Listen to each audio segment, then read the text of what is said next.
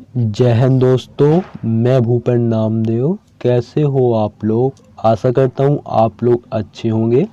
जैसा कि आप स्क्रीन पर देख रहे हो, यह पेपर एसएससी जीडी का प्रीवियस ईयर का पेपर है, यानी जो आपकी पिछली भर्ती एसएससी जीडी की निकली हुई थी उसका ये पेपर है। तो आज हम जीके जीएस के सेक्शन को सॉल्व करने वाले हैं, ताकि जो आपका अगला एग्ज़ाम एसएससी जीडी का फरवरी मार्च 2024 में होने वाला है, उस एग्ज़ाम में आप ज़्यादा से ज़्यादा अंक हासिल कर सको। इसलिए अभी से आप तैयारी में लग जाइए, क्योंकि जब एग्ज़ाम पास आ जाता है तो आपको तैयारी के लिए टाइम नहीं मिल पाता है। अभी से अच्छे से प्रैक्टिस करिए, क्योंकि कंपटीशन बहुत ज़्यादा बढ़ गया है। इसके अलावा अगर आप रीजनिंग का भी प्रीवियस ईयर का पेपर देखना चाहते हैं तो वो भी मैं सॉल्व करा चुका हूँ, तो आप वीडियो प्लेलिस्ट पर जाकर देख लीजिए। इसके अलावा ये आप देख सकते हो 12 जनवरी 2023 का ये पेपर है, ठीक है। एग्ज़ाम टाइम आपका सेकंड शिफ्ट का पेपर है।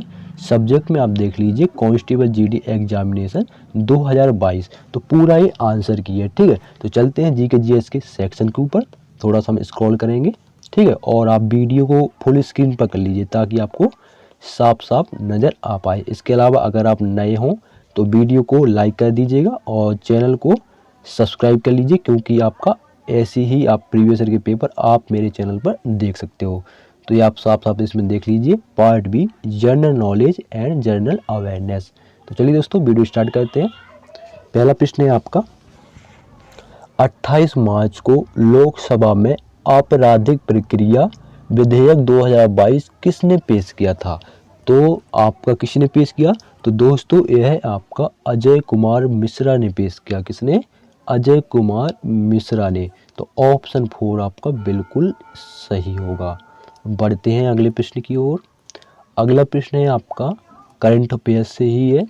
अक्टूबर 2022 में भारत सरकार द्वारा राजस्व सचिव के रूप में किसे नियुक्ति किया गया? तो जो आपका अक्टूबर 2022 में जो आपका राजस्व सचिव था वो है आपका संजय मल्होत्रा। कौन है? संजय मल्होत्रा।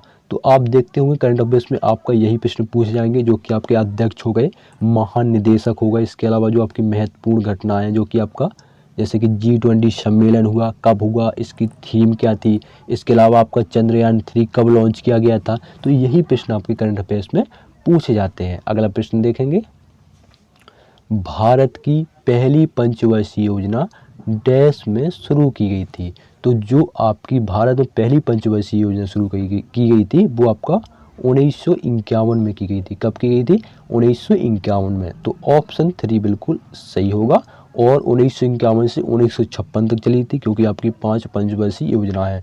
1956 से फिर 1961 तक आपकी दूसरी पंचवर्षीय योजना, फिर आपका तीसरी पंचवर्षीय योजना आपका 1961 से स्टार्ट होती है, ठीक है।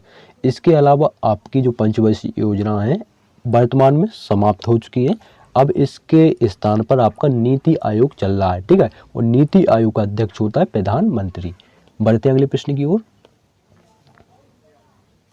बढ़िया प्रश्न है, महात्मा गांधी राष्ट्रीय ग्रामीण रोजगार गारंटी अधिनियम, जिसे हम मनरेगा बोलते हैं। सभी लोग गांव के ही हैं बेसिकली, ठीक है। गांव के तो सभी लोग जानते हैं। इसमें क्या होता है कि आपका मनरेगा जो आपका योजना है, इसमें आपको मजदूरों के लिए, मतलब जो गांव में रहते हैं उनको 100 दिन की मजदूरी प्रदान करता है, ठीक है। 100 दिन का मजदूरी प्रदान करता है।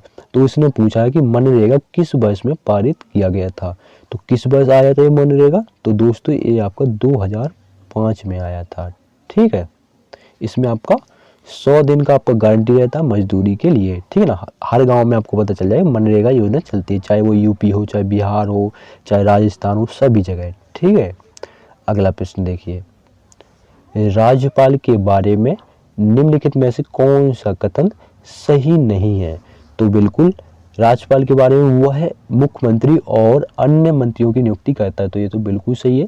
ये भी आपका सही है और ये भी सही है। बाकी जो आपका सही नहीं है वो है आपका ऑप्शन 2, उसके पास किसी व्यक्ति के मृत्युदंड को क्षमा करने, प्रतिलंबन करने या माफ करने की शक्ति होती है। तो ये आपका बिल्कुल गलत है, ठीक है ना। क्योंकि आपका यह जो आपकी शक्ति है ये आपका राज्यपाल के पास नहीं होती है, यह शक्ति आपका राष्ट्रपति के पास होती है। किसके पास? राष्ट्रपति के पास। अगर किसी को मृत्युदंड मिला है या किसी को फांसी हो गई है, ठीक है, तो राष्ट्रपति अगर चाहेगा, देश का प्रेसिडेंट अगर चाहेगा तो उसको जो फांसी हुई है उसको उसके तौर में मतलब जीवन कारावास के तौर में कर देगा, ठीक है, लेकिन फांसी को रोक सकता है कौन? राष्ट्रपति। लेकिन राज्यपाल यानी गवर्नर नहीं रोक सकता है, ठीक है। तो यही आपका पॉइंट गलत है। अगला देखिए, तिरुवातिरकली, क्या? तिरुवातिरकली त्योहार मुख्यतः निम्न में से किस राज्य में मनाया जाता है? तो जो आपका तिरुवातिरकली त्योहार है ये आपका केरल में मनाया जाता है। जैसे कि नाम से ही पता चल रहा है केरल की राजधानी तिरुवनंतपुरम में, तो वैसे ही आपका त्योहार है तो ये कहाँ का है? केरल राज्य का है, ठीक है। तो ऑप्शन 2 बिल्कुल सही होगा। अगला प्रश्न देखेंगे, तो इसमें प्रश्न ज़्यादा आप कठिन नहीं कह सकते, ठीक है, और आपके नॉर्मल ही ये प्रश्न पूछ जाते हैं। दिल्ली पुलिस में तो इससे तगड़े तगड़े प्रश्न आपको देखने को मिल जाएंगे। अगला देखें, निम्नलिखित में से कौन सा त्योहार अगस्त सितंबर में फसल कटाई के मौसम में मनाया जाता है या मनाते हैं? तो कौन सा त्योहार है इनमें से? वो है आपका ओणम। कौन सा त्योहार है? ओणम त्योहार। तो ऑप्शन 4 आपका बिल्कुल सही होगा, ठीक है। मकर संक्रांति सभी लोग जानते हैं, लोहड़ी भी सभी लोग जानते हैं, ठीक है, और बैसाखी भी सभी लोग जानते हैं। तो ओणम आपका बिल्कुल सही होगा। ओणम एक आपका फसल कटाई त्योहार है। अगला प्रश्न देखेंगे, थोड़ा इसको जूम कर देता हूँ, सही है। डैश को प्रकृति की एक डैश को प्रकृति की एक कार्यात्मक इकाई के रूप में देखा जा सकता है जहां जीवित जीव आपस में और आसपास के भौतिक वातावरण के साथ अंतः क्रिया करते हैं। तो कौन है वो है आपका पारिस्थितिकी तंत्र। कौन सा? पारिस्थितिकी तंत्र, ठीक है। तो ऑप्शन 2 बिल्कुल सही होगा। अगला प्रश्न देखेंगे, कांग्रेस और मुस्लिम लीग ने लखनऊ समझौता किस वर्ष में किया था? तो दोस्तों इन्होंने आपका जो समझौता किया था वो 1916 में किया था। कब किया था? 1916 में। तो ऑप्शन 1 में ये दिया गया है, तो ऑप्शन 1 आपका बिल्कुल सही होगा।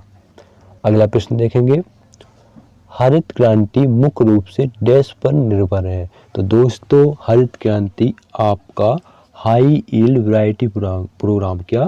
हाई यील्ड वैरायटी प्रोग्राम पर निर्भर है। तो ऑप्शन 1 बिल्कुल सही होगा। और हरित क्रांति के जो जनक जो हैं वो आपके स्वामीनाथन है। कौन है? स्वामीनाथन, ठीक है, MS स्वामीनाथन उनका नाम है। और आपका ऑपरेशन फ्लड से कौन संबंधित है? वो है आपका डॉक्टर वर्गीज कुरियन। कौन है? डॉक्टर वर्गीज कुरियन, ठीक है। अगला प्रश्न देखेंगे, किस भारतीय प्रधानमंत्री के कार्यकाल में भारतीय संविधान में मौलिक कर्तव्यों को शामिल किया गया था? तो कौन से प्रधानमंत्री हैं? वो है आपके इंदिरा गांधी। कौन से? इंदिरा गांधी। तो ऑप्शन 4 आपका बिल्कुल सही होगा। इंदिरा गांधी के कार्यकाल में भारतीय संविधान में मौलिक कर्तव्यों को शामिल किया गया था। तो ऑप्शन 4 बिल्कुल सही होगा, ठीक है। और इन्हीं के आपका काल में इमरजेंसी लागू हुई थी। अगला देखो, मेगास्थनीज के अनुसार चंद्रगुप्त के रक्षक शाही जुलूसों के दौरान सोने और चांदी से सजाए गए डैश की सवारी करते थे? तो किसकी सवारी करते थे? तो दोस्तों वो हाथियों की सवारी करते थे। किसकी? हाथियों की। बैलों की तो बिल्कुल हो नहीं सकता, वो तो आप अपने इंडिया के हिसाब से देखेंगे तो बैल तो हो नहीं सकते, और ना आपका यूनिकॉर्न हो सकता है, घोड़े हो सकते या हाथी हो सकते। तो ऑप्शन 2 बिल्कुल सही होगा, हाथियों की, ठीक है। अगला प्रश्न देखिए, अगला प्रश्न आपका पॉलिटी से है। भारत के राष्ट्रपति ने सितंबर 2022 में वरिष्ठ अधिवक्ता डैश को भारत के लिए अगला महान्यायवादी नियुक्त किया, जिसको हम अटॉर्नी जनरल बोलते हैं, नियुक्त किया। तो वो कौन है? वो है आपके R वेंकटमणि। कौन?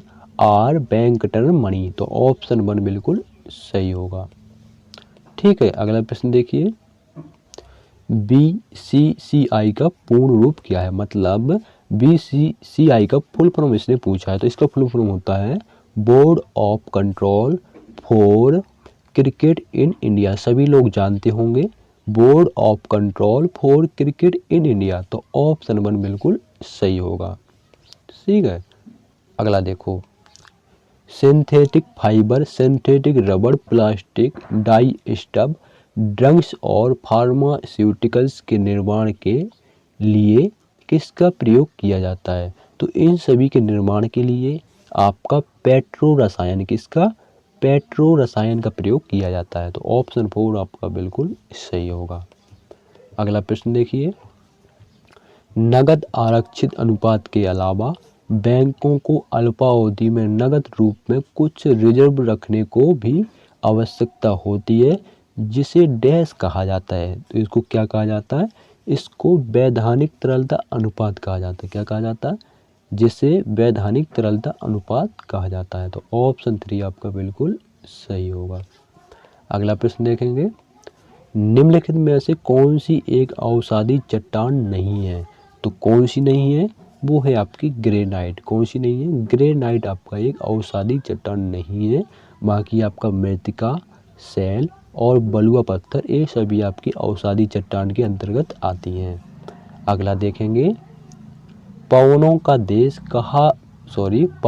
देश कहे जाने वाले देश की पहचान कीजिए। तो दोस्तों, जिसे हम पवनों का देश कहते हैं वो है आपका डेनमार्क। कौन सा? डेनमार्क। डेनमार्क आपका पवनों का देश कहलाता है। ऑप्शन 4 बिल्कुल सही होगा। अगला प्रश्न बहुत ही आपका सरल है, कोई दिक्कत नहीं। कालबेलिया किस भारतीय राज्य का प्रसिद्ध लोक नृत्य है? तो जो आपका कालबेलिया है ये आपका राजस्थान का लोक नृत्य। कहाँ का? राजस्थान का। तो ऑप्शन 4 बिल्कुल सही होगा। अगला प्रश्न और आखिरी प्रश्न देखेंगे, ICC U19 विश्व कप में U19 भारतीय क्रिकेट टीम के कौन कोच थे? तो कौन कोच थे ये आपको बताना है। तो वो हैं आपके ऋषिकेश कनितकर। कौन थे? ऋषिकेश कनितकर। तो ऑप्शन 2 आपका बिल्कुल सही होगा।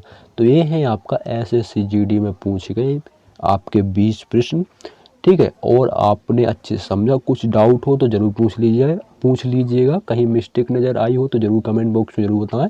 इसके अलावा, ठीक है, इसके अलावा अगर आप GK GS, रीजनिंग, मैथ, ठीक है, हिंदी के प्रीवियस ईयर के पेपर देखना चाहते हैं तो वो भी देख सकते हैं। और दिल्ली पुलिस कांस्टेबल के जो प्रीवियस ईयर के पेपर हैं मैं वो भी सॉल्व कराया हूँ, तो अगर आप वो देखना चाहें तो वो भी देख सकते हैं। तो दोस्तों, मिलते हैं किसी नेक्स्ट वीडियो में, तब तक के लिए जय हिंद, जय भारत।